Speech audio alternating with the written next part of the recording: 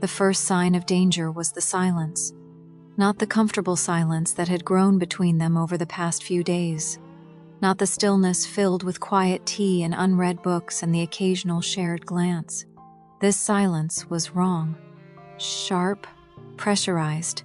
It came just after sunrise. Serafina woke to it, heart pounding, mouth dry. The hotel room was cold, the radiator quiet. Dmitri wasn't in bed, but he hadn't taken his coat. She rose slowly. The blanket slipped from her shoulders. Her bare feet touched the carpet. Dmitri? No answer. The door to the bathroom was ajar. Empty. She checked the kitchenette. Empty. The room was still locked. No signs of struggle, but something was off. Then she saw the note. Not written in his usual hand. Just one word, jagged and rushed. Stay. Her heart raced. She slipped on the coat, the green one he'd given her, grabbed the scarf and paced. She wanted to obey, to trust him, to do what he had asked. But that word on the paper, it wasn't protection. It was warning. Dmitri stood across the street from the hotel entrance, inside a parked car with windows tinted dark as ink. Beside him sat the man from the alley, the one with the cigarette, but this time there was no smoke, only tension, thick as blood and water. "You brought her in," the man said, voice calm, almost lazy. "She's none of your concern. She is now." Dmitri's jaw clenched. The man smiled without humor. "You used to be clean, Dmitri. Cold, controlled. Now you've got stray girls in your hotel suite and your drivers asking if you've gone soft. She's nothing."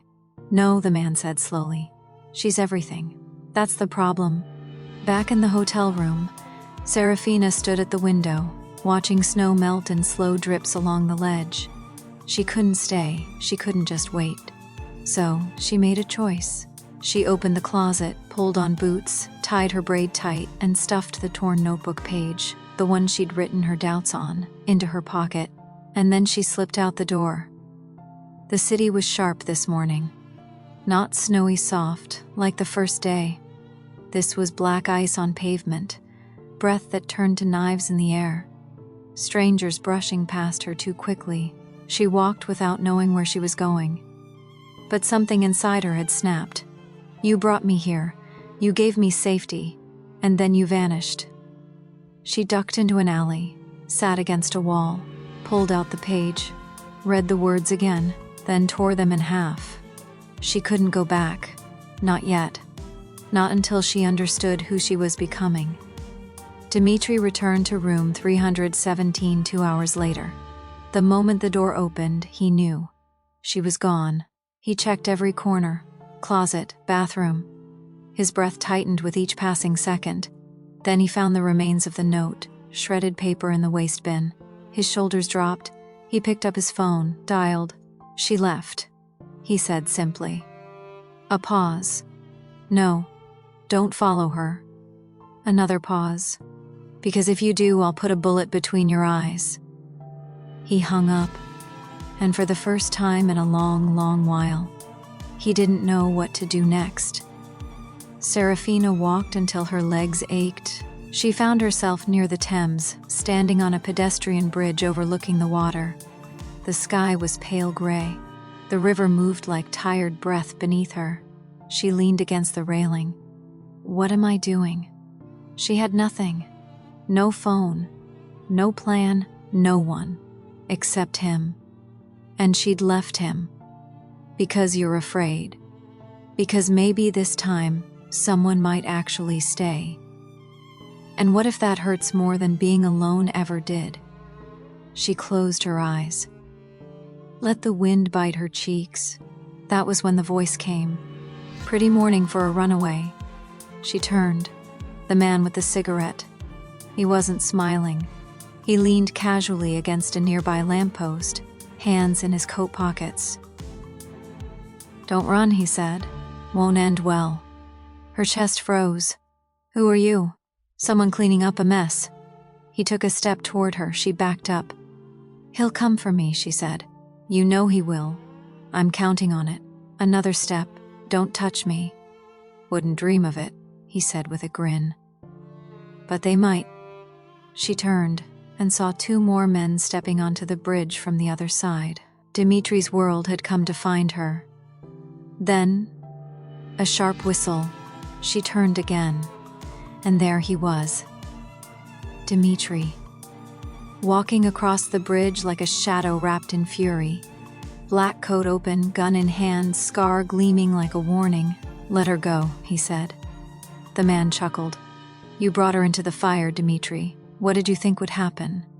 "You're standing on a bridge," Dimitri said softly. "Do you really want to test my aim?" A pause, then a nod. The 2 men backed away. "This isn't over," the cigarette man said. "It is for you," Dimitri replied. "Next time I see you, you won't walk away." He didn't speak to her as they walked back. Not on the train, not through the street, not in the elevator. Only when the door to room 317 shut behind them did he finally break the silence. "Why did you leave?" She looked at him. "Because I didn't know what I meant to you." He stepped closer. "You're the first person who's ever made me feel like I could be more than what I am." "Then say it." A pause. Then he whispered, "You're not a mistake." She swallowed. "Then what am I?" He touched her cheek gently, his eyes tired and honest. "You're the only thing I don't want to lose." And this time, when she leaned into his chest and let herself cry, he didn't just hold her, he let himself shake too, because the glass had finally cracked, and everything was about to change. The room was too quiet, not the peaceful quiet from before. This was the stillness that comes after a fire, when the smoke settles and nothing feels real yet. Serafina sat on the bed, legs folded, a blanket around her shoulders.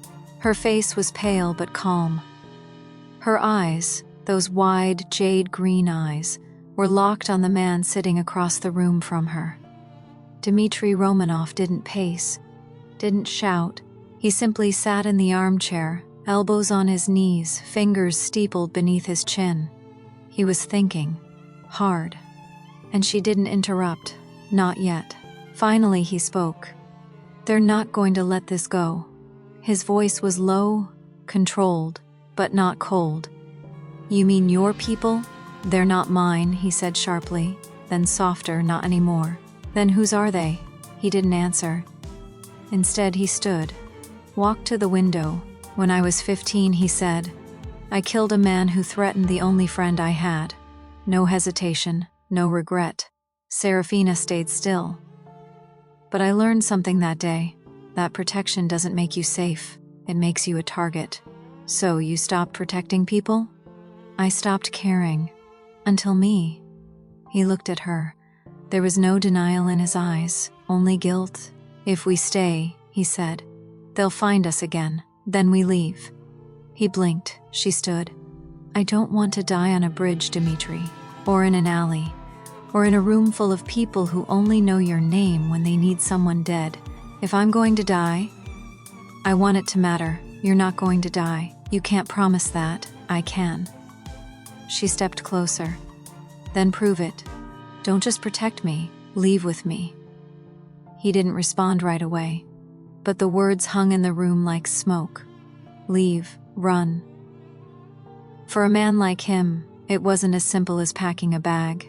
He didn't just walk away from the bratva, from blood, from memory. But then he looked at her. And something shifted. They began to plan, not like lovers, like soldiers, quiet voices, simple steps, new identities.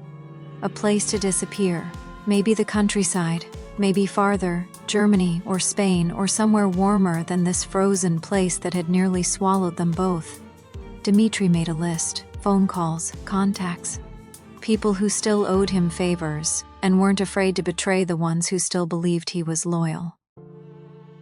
Serafina packed what little she had, the scarf, the coat, a single book from the bookstore, the comb, the page of writing she hadn't thrown away after all. She placed it in her pocket, folded twice, just in case. The plan was to leave at sunrise, too early for anyone to follow, too dark for them to be spotted, but neither of them slept.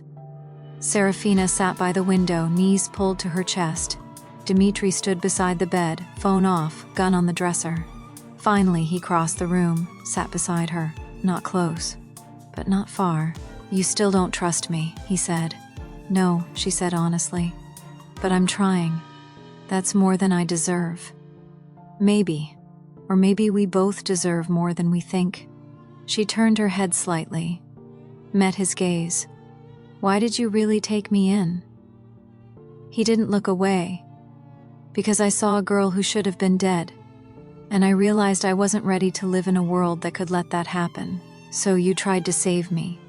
"No," he whispered. "I tried to save myself." Her breath caught. The silence that followed wasn't sharp this time. It was full, real. Sometime near dawn, he reached for her hand. She let him, no words, just fingers entwined beneath the rising silver light. And for one brief, impossible moment, they didn't feel like fugitives. They felt like something new, something unfinished, something brave. But far below them, across the street, a black car idled in the dark. And someone inside had a camera, and a list, and a single name circled in red, Serafina Whitlock. They left before the sun rose. The city still slept beneath frost and fog, the streets glimmering under sodium light. It was the kind of cold that bit straight through gloves, the kind that made you move fast or not at all. Dmitri carried nothing but a duffel bag. Inside, cash, fake passports, an unregistered pistol, and one faded photograph. Serafina carried less. Just the green coat, her scarf, and the folded paper she hadn't shown him. "I wrote something in case I died," she had almost said the night before. But she hadn't. And now wasn't the time. Their footsteps echoed as they walked through the back halls of the hotel. No elevators, no lobby. Dmitri had paid off the night concierge 3 days earlier. Cash, no questions. At the loading exit, a car waited. Not black, not sleek. Just a plain, aging sedan with a dent in the rear door and a sticker on the bumper that read, "If you can read this, back off." Dmitri opened the door for her. Serafina hesitated, looked back once. Room 317 was behind them now. Just a number, just a story. She got in and didn't look back again. They were 3 blocks from the hotel when the first car appeared. Black, shiny, no license plate. Dmitri saw it in the mirror. "Hold on."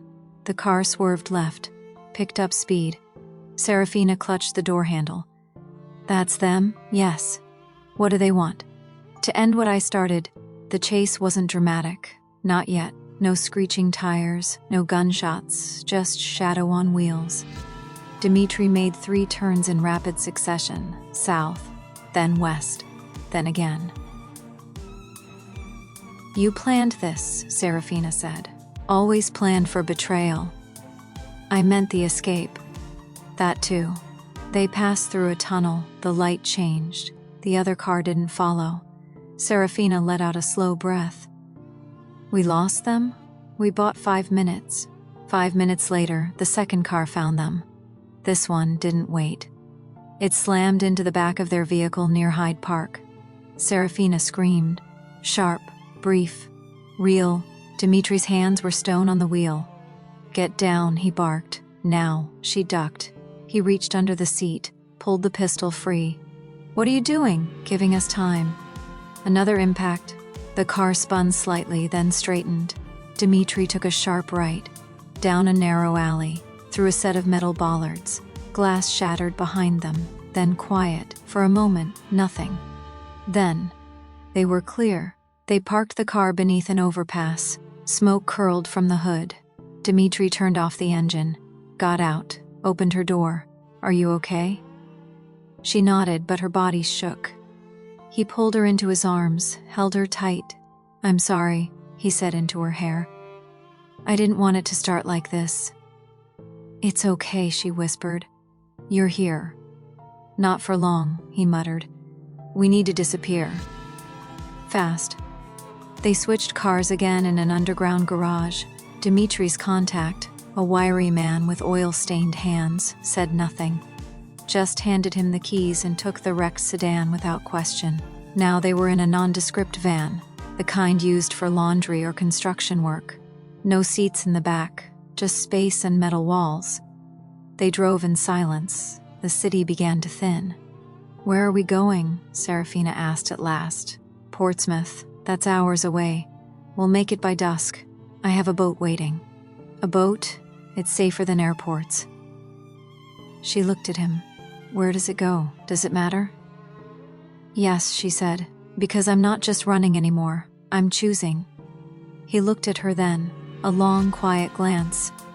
"France," he said finally. "For now. Then we'll see. Okay." Didn't talk much after that. They stopped once, for fuel, and because Serafina needed to breathe. She stood near the edge of a wooded stretch off the motorway, her arms folded, breath fogging in the cold.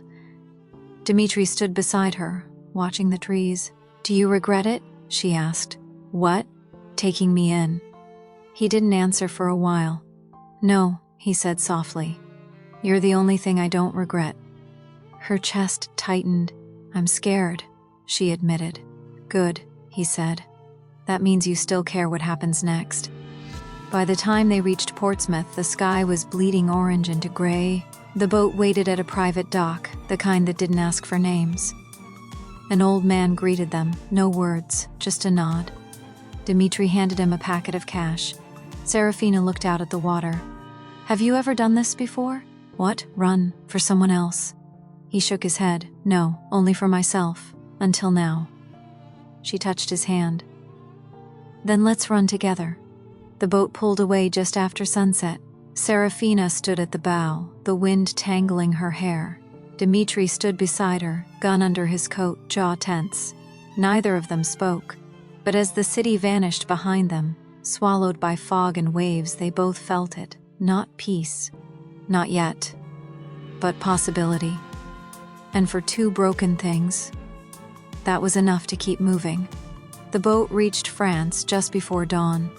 It pulled into a small private dock nestled between jagged cliffs and pine-covered hills, the sea still murmuring behind them like a memory.